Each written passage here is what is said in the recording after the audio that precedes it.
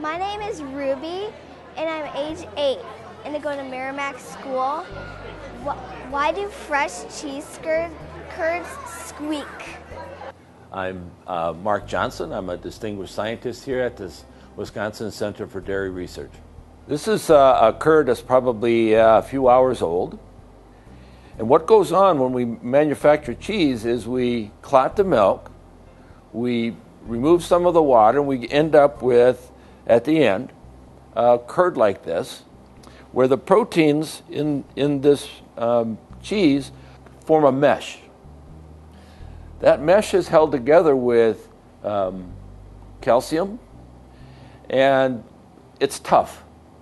So when you bite through this curd piece, it resists you biting through it, and that resistance causes it to squeak because it's rubbing across your teeth.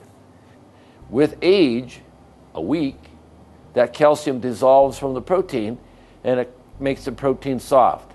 So now when you chew it, there's no friction and you lose the squeak.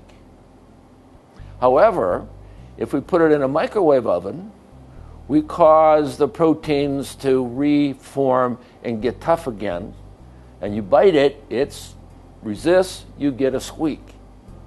But one more thing.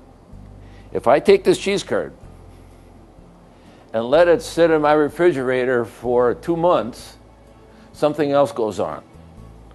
That protein starts to break apart because of an enzyme that we use to make the cheese that breaks down the protein. When that happens, no matter what I do, it'll never reform. It will remain soft. No resistance when I bite through it. I don't get a squeak. So how do I get this curd to squeak and ship it to Texas or ship it to California and remain squeaky?